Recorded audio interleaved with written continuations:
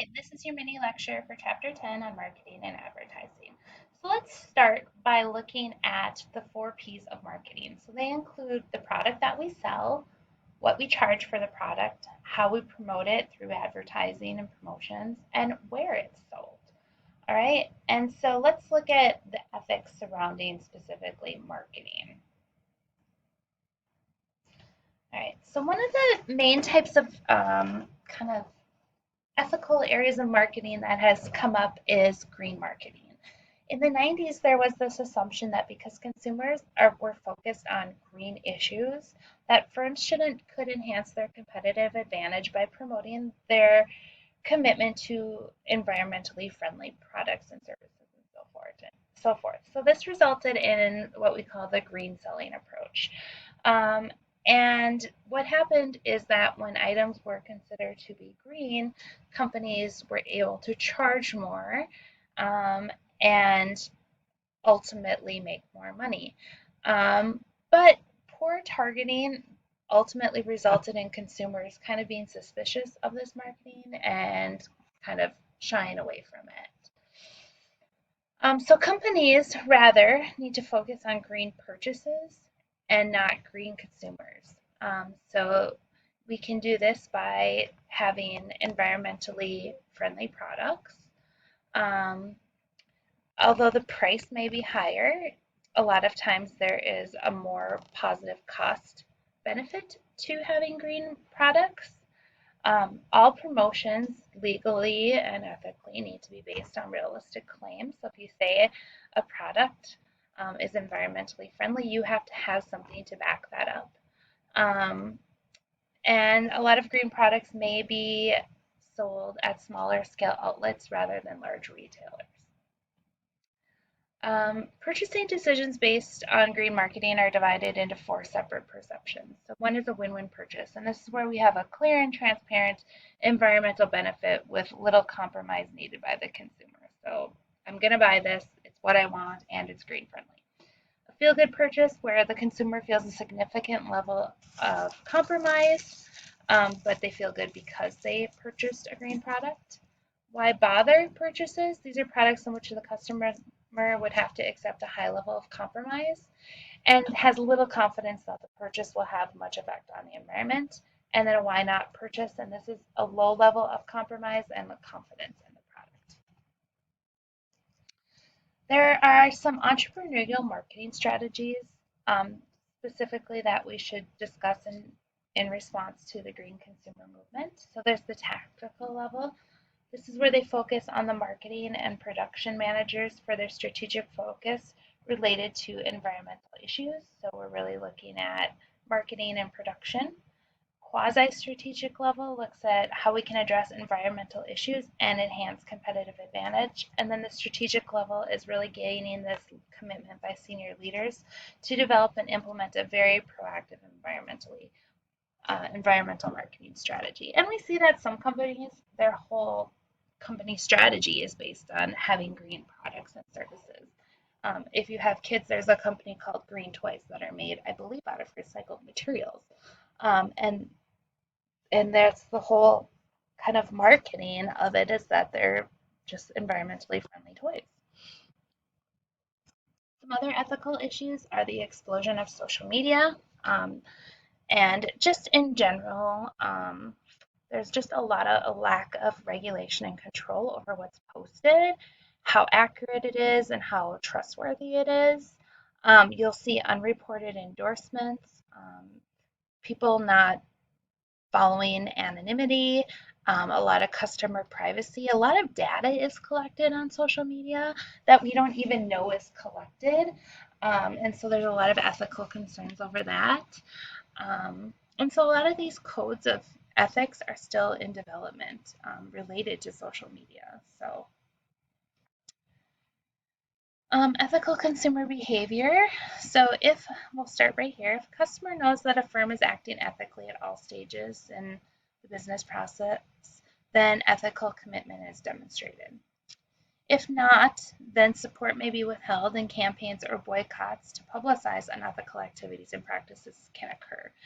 And ethical consumer behavior is a two-way relationship that can be either negative or positive depending on the firm's behavior. So if a company is going to try to, um, you know, it wants to act ethically in terms of marketing, this is important to pay attention to.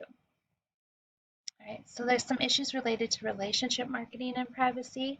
Relationship marketing focuses on really developing a relationship between a customer and the firm in order to get the customer to have a commitment to that firm. And again, this is a two-way relationship um, in order to ensure the consumer that their privacy and their rights have been protected. And so by having this relationship, you can facilitate the development and execution of a customer relationship management model. So when you're having a customer relationship model and you're trying to build this, you have to really make sure that you're taking a conscious effort to be ethical. And so having a customer database, but ensuring their privacy, analyzing these, selecting customers, targeting customers based on their needs, developing relationships through loyalty programs, addressing privacy issues, and eliminating violations. One of the big things that if you're going to have a database or you're going to do, let's say, email marketing or you're going to market to people, you have to allow them to have the option to opt out, meaning that if they don't want to receive your messages anymore, they have to, legally, you have to provide a link for them to say it, stop sending me this. I think I've seen this in both email marketing and text message marketing. And then step seven is, evaluating, looking at your metrics, looking at your successes, and how these impacted your profitability, market share, and growth. If a company is not ethical, you may have consumer boycotts. And a consumer boycott is an attempt by one or more parties to achieve their goals by urging individual consumers to refrain from purchasing their products. And so a consumer boycott, so basically they're not going to buy your products or services, can have a really negative financial impact on the firm. And they usually occur based on one specific event or an action which really triggers the consumers to boycott. So those four factors that can trigger a boycott are people want to make a difference, they want to enhance themselves, there's counter arguments that can inhibit boycotting, and the cost to the boycotter of not being able to consume that product. So these are the four factors that are going to predict whether a consumer would participate in a boycott. Product recalls are another issue within the marketing realm. We've seen these. If you have children, you know that baby products are recalled all the time. If you own a car, you may get a recall, or you may get I just got a note in the mail saying, hey, there's something that could potentially be wrong with your car. Please bring it in and we'll fix it. So it could be a design flaw. It could be a production or process defect. It could be just updated information saying, hey, we didn't know about this, but now we do. It could be accidental contamination, product tampering, unforeseen misuse. Think of the Tide Pods and how kids ate them. I just saw a commercial the other day. Now they have a locking mechanisms on the Tide Pods containers so that kids can't get in there, like even safer. Or failure to meet safety or regulatory standards. All right, so there's ethical challenges. Companies don't want to deal with recalls. All right, but our policy and planning and our management will set the tone for the recall. So before a product is even put out on the market, firms should have safeguards in place to ensure that a recall is not needed. So making sure you do your due diligence. If there is a recall, who are the stakeholders that need to be communicated with? And then if you do need to have a recall, how are you going to get that information out and remedy the situation? Some of the ethical issues of product recalls are it does cost a lot of money. It can hurt your reputation. It can cost money to rebuild after that recall, and it impacts the sustainability and the survivability of the firm. Fair pricing is also an issue. Pricing is generally based on supply and demand. So if customers demand the product, then if there's a lot of demand, the price will go higher. Think gas prices. That is really driven by supply and demand and other market issues.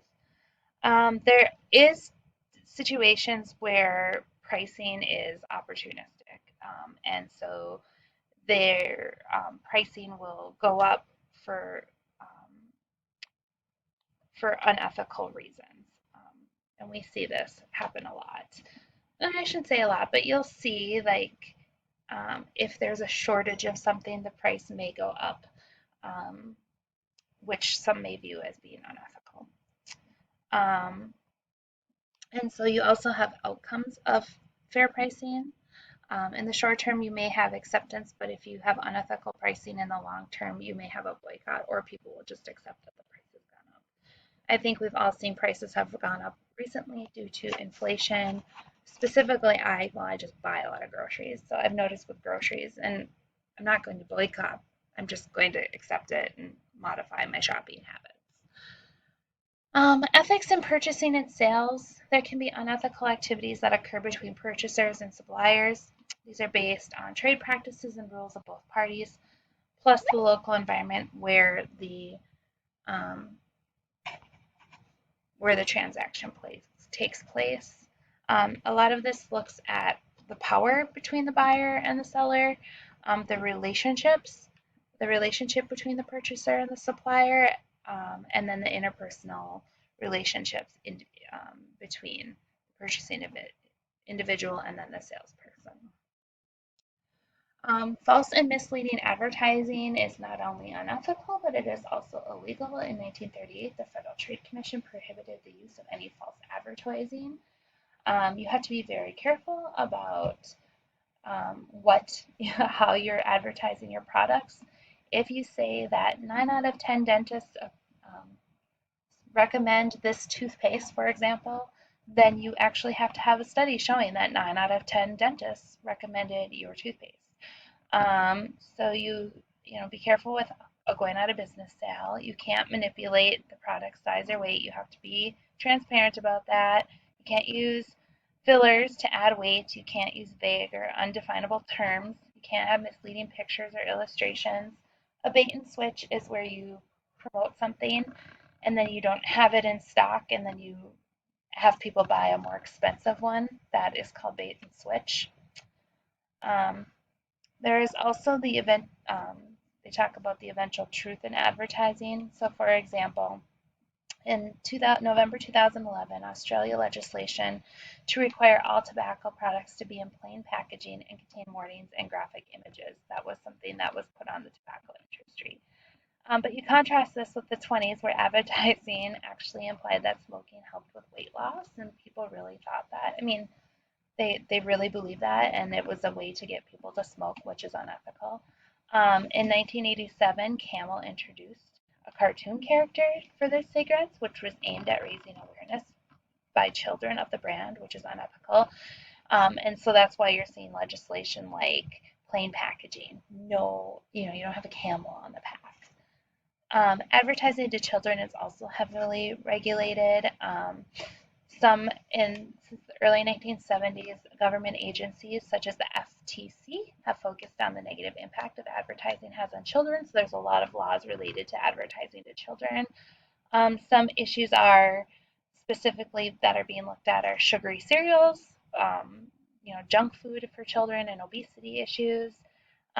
There are specific rules related to children's educational television and specific guidelines for timing and content. Fast food strategies, again, children being targeted towards that. There's also ethical issues in, creating consumerism, where the advertising to children is causing them to want and purchase unnecessary things, which I see in my own child. So it's definitely an issue. The Sydney principles basically say that you have to support the rights of children, you have to protect kids, establish rules to cover commercials advertising towards children, establish venues where advertising isn't allowed, international agreements to ensure that negative commercial advertising does not link from one neighboring country to another. Really just monitoring this advertising to children. Here's an example